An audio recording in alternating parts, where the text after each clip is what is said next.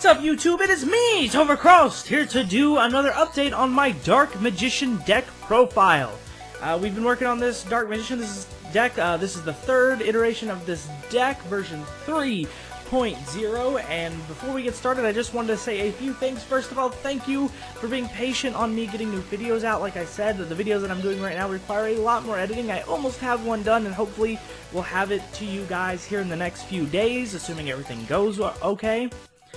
Second, I just wanted to say that this deck does not have Dark Magician Girl in it. I know some of you want me to bring her back, and I have been trying to integrate her the best way as possible. But like I said, with this deck, I'm just trying to be as competitive as I can. Some decks I make for fun. This deck I'm trying to be competitive, and I like getting your guys' opinions and talking to you about what I can do with the deck.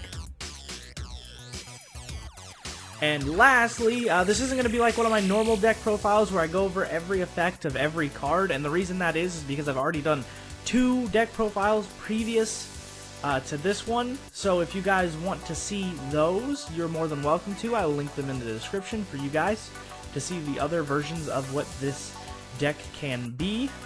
All 3 decks are good. This one is my favorite so far, though. It is the most consistent. So, without further ado, let's go ahead and begin. First up, I run 3 Dark Magicians. He is your resource, your pretty much everything for this deck. Of course, you want to run 3. Next up, we have 3 Magician of Dark Illusion. I brought him back up to 3 in my last couple deck profiles. He has been at 2. I brought him back up to 3 because he is just a great card, and the main draw engine of this deck is Allure of Darkness. So you always want to have a dark type monster in your hand, so he increases that chance by having another one of him in the deck, and he also increases my chances of having a Dark Magician out on the second turn, just in case I can't, for some reason, get one of my regular Dark Magicians in my hand, which very rarely happens in this deck. There's usually one in your hand for some reason or another. Next up, probably one of my favorite cards still in this deck, Apprentice Illusion Magician. Fantastic card. Great way to get Dark Magician into your hand, and also very good for running some early game level 6 XYZ plays if you need them. And then we have probably the best search in the deck, Magician's Rod. Very, very nice card. You always want to play one of these a game. You want to always play at least one a game because they're recyclable search. So I run 3 because you always want to get one in your opening hand. And if you can't get one in your opening hand, I have another card for that. But for the most part, you always want one in your hand, and you always want to recycle them early game. Next, we have 1 Chocolate Magician Girl. Anyway, just a great draw power card if you can't get anything else in your hand, and she works well with one of the other cards I have in the deck later. And last for the monsters, we have Summoner Monk. Good way to get Chocolate Magician Girl out and set up for some of your level 4 XZ's plays if you're being bricked. The thing about Dark Magicians is there is not a deck I think that you can build with Dark Magicians that you might not get bricked, and Summoner Monk helps with that. And basically what brick means is you can't really do too much with your hand. So if you have a bunch of magic cards and you have Summoner Monk, at least you can do something, especially if you're going turn 2. But that is it for my monsters for this deck. Not a lot of monsters in this one. I think we're running a total of about 14, so that's not too bad. Next, I'm getting into the magic cards. Or, I'm sorry, spell cards, because this is Yu-Gi-Oh! Obviously, you're going to run 3 Dark Magical Circle. Probably the best spell card in the deck. Great card. Lets you get, basically pulls off your banish. Lets you get a lot of good control with the deck. And one that I just put back in the deck at 2 is Dark Magic Inheritance. The reason I put Dark Magic Inheritance back in my deck is to get some spell and trap search, just in case you cannot get Magician's Rod in your hand. So, you play one of those, banish 2 spell cards, and then you can search out that card that you need. The entire point of this deck is to be more consistent, so. Next up, Illusion Magic.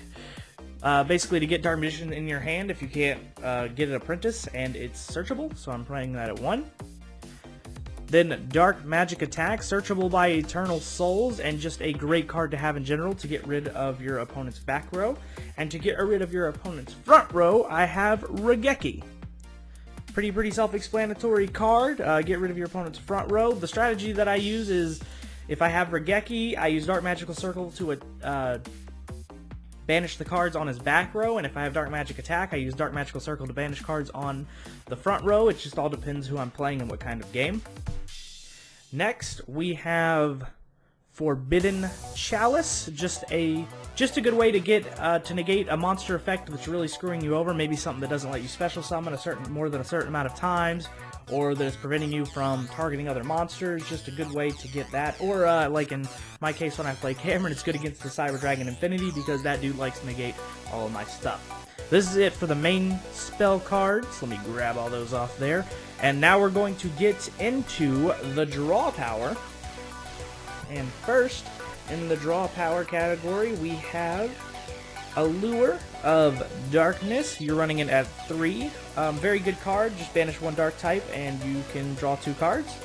Next is one that I haven't seen a lot of people use in their Dark Magician decks, but I put it in here because it's been very, very helpful, and I play more monsters than most people do in their Dark Magician decks, and that is Wonder Wand. If you don't know what Wonder Wand is, I'll go over this one really quick.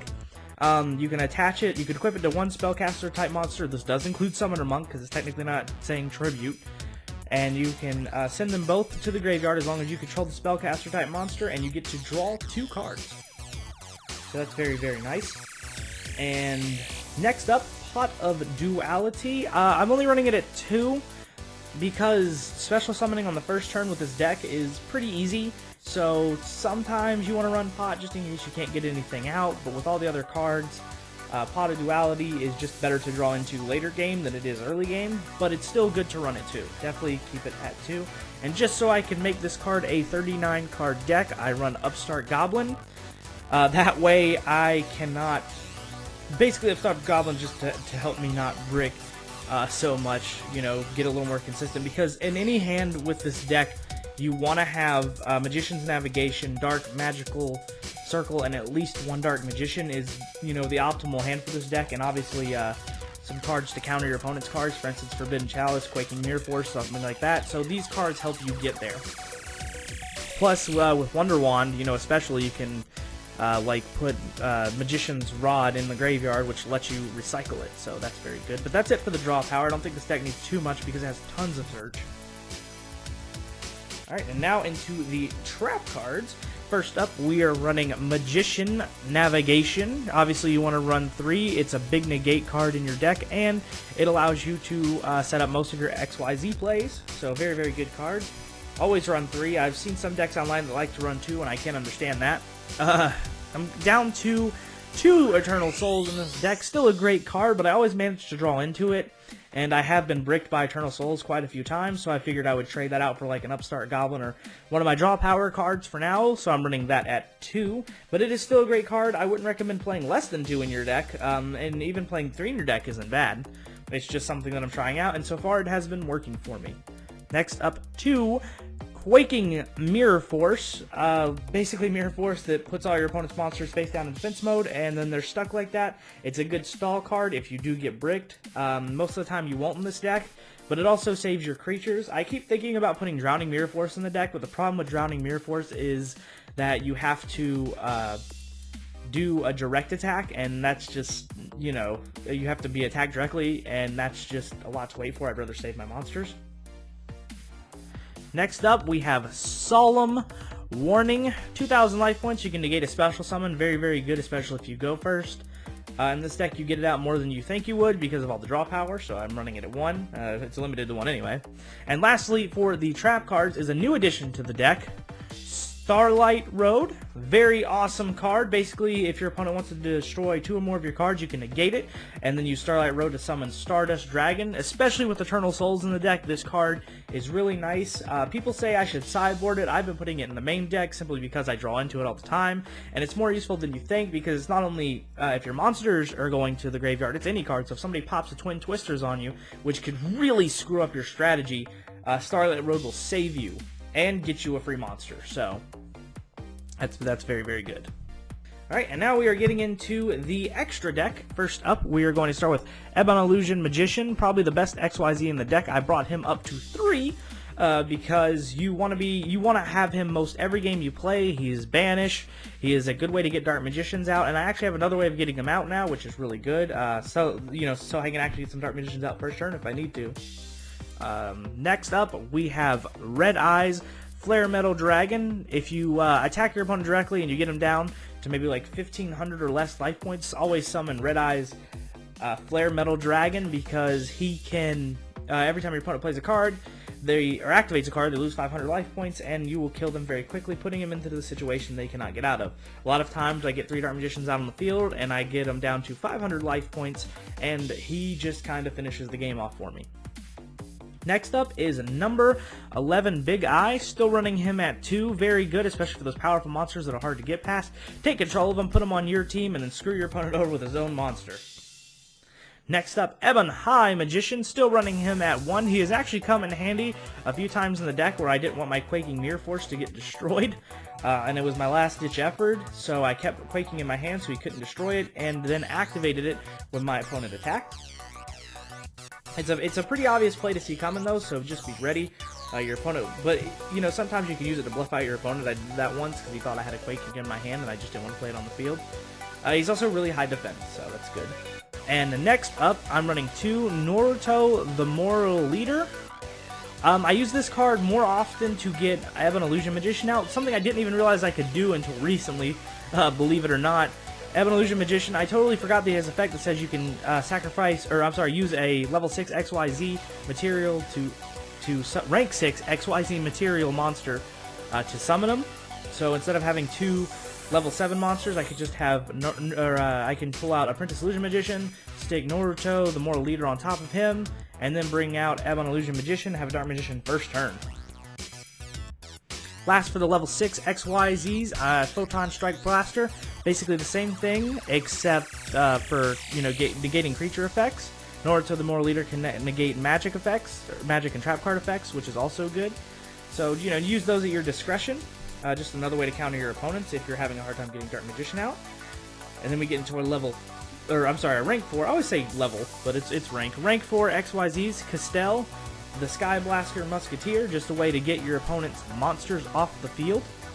Lastly, we have Dark Rebellion XYZ Dragon, another level 4 play, XYZ play, just a powerhouse that you can get out with Summoner Monk and Chocolate Magician Girl to get rid of one of your opponent's more powerful monsters. And last but not least, for the extra deck, my newest addition, Stardust Dragon. Stardust Dragon I put in the deck just because of Starlight Road, but he is a very good card, lets you negate one of your creatures, or actually all of your creatures getting destroyed, any effect of getting your creature destroyed, and he is basically protection for the rest of the game. Stardust Dragon is a fantastic card, and been very helpful to this deck. But that is all for this particular deck. This is my newest version. Hopefully I'm going to actually bring out some videos on this one to show you how it runs, so we can learn those together. I'm hoping to get Cameron in on it so we can do a couple of duels before updating you guys again. But this is the one I'm feeling very confident is going to work out for me competitively, so just look out for those videos and we shall test the deck together. Tell me what you think of this deck, by the way. I love getting tips from you guys, and some things that I might not even thought about for this deck. So if you guys like it, let me know. If you don't like it, let me know. And I will see you guys soon. And like I said, I'm going to have some more videos coming out for you very soon. I have been crazy busy, so thank you for watching. Thank you for supporting my channel. Please like and subscribe, share, and I will see you guys soon on another video. Topher Crost out.